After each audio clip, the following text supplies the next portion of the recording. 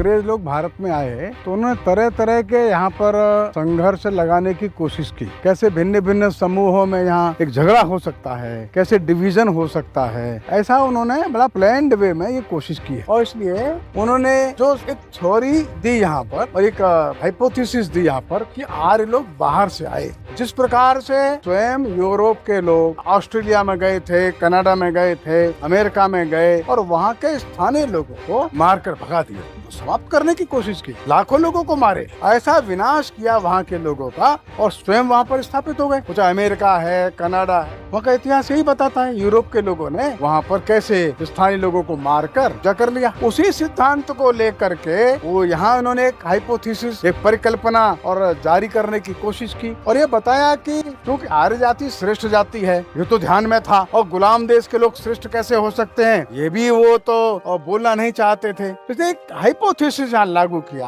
आर्य बाहर से आए हैं और बाहर से आकर के यहाँ के स्थानीय जो लोग हैं उनको गुलाम बना दिए, पीछे ढकेल दिए, वो शूद्र बन गए या उनको दक्षिण भारत में चले गए, ऐसा ही कल्पना किया और स्थानीय और आर्यों का झगड़ा, संघर्ष ये दिखाने की कोशिश की। डॉक्टर अंबेडकर जी ने 1935-36 के लगभग इसके ऊपर बड़ा गहरा शोध किया, बड़ा ग्रंथ लिखा है, हु वर शूद्रास, शूद्र कौन है, और आर्यन इन्वेजन थ्योरी जो है इसको पूरी तरह रिजेक्ट कर दिया। डॉक्टर अंबेडकर जी कहते हैं योजनाबद्ध रीति से अंग्रेज लोगों ने भारत में जो आर्य बाहर से आए इस कल्पना को स्थापित करने की कोशिश की, जो कि मूलतः गलत है, मनगढ़ंत है। और इतना ही नहीं, अंबेडकर जी का कहना है ये जानबूझकर एक मेलाफाइड इंटेंशन से, एक दुर्बुद्धि के साथ एक गलत योजना बनाकर या संघर्ष स्थापित करने की दृष्टि से इस कल्पना को यहाँ लाए। इस पर उन्होंने पुस्तकें लिखी अंग्रेजों ने, अंबेडकर जी ने इसको टोटली रिजेक्ट किया, डिस्कार्ड कर दिया। और शूद्र लोग भी आर्य ही हैं, शूद्र यहाँ के स्थानीय आर्य बाहर से आए, शूद्रों को प्रताड़ित किया, ये कल्पना नितांत झूठी है। अंबेडकर जी का मानना है, उन्होंने अपने ग्रंथ में लिखा है कि शूद्र ये पुराने आर्य ही हैं, ये क्षत्रिय कुल के हैं, क्षत्रिय वंश के लोग हैं। कालांतर में कुछ घटना ऐसी घटी, ऐतिहासिक प्रसंग ऐसे आए जिसके कारण से उनका सामाजिक शैक्षणिक स्तर गिर जरूर गया है, लेकिन शूद्र लोग आर्य ही हैं। और इसलिए ये नितांत भ्रांत धारणा अंग्रेजों के द्वारा इस देश में प्रस्तावित की गई है।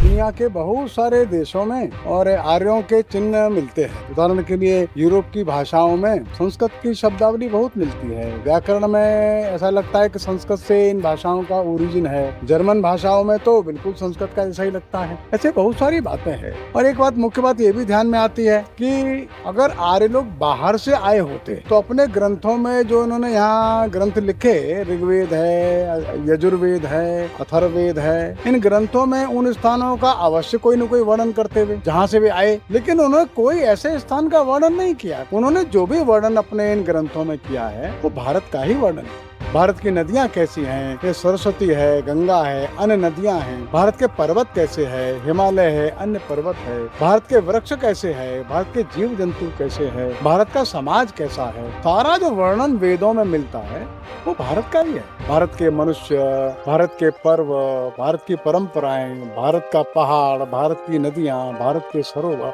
उसे ध्यान में आता है ये लोग कहीं बाहर से नहीं आए। कोई भी समाज अगर बाहर से आता तो अपने पैतृक स्थानों को वो इतना जल्दी नहीं भूलता, जहाँ से आए वहाँ का वर्णन जरूर करते। तो एक बहुत बड़ा एक कारण ये है कि वे बाहर से नहीं आए, भारत से ही बाहर गए। और इसलिए भारत के स्थान स्थान का वर्णन बहुत सुंदरता के साथ हिमालय से लेकर के समुद्र तक वे करते हैं, लेकिन विश्व के अन्य किसी भी स्थान का वर्णन वे वेदों में नहीं करते। ये बहुत बड़ा कारण है जो स्पष्ट करता है कि आर्य लोग बाहर से नहीं आए। और जो आपने कहा सच है, यहाँ से वे अपने संस्कार, अपना विचार, अपना दर्शन लेकर के दुनिया के बहुत देशों में गए।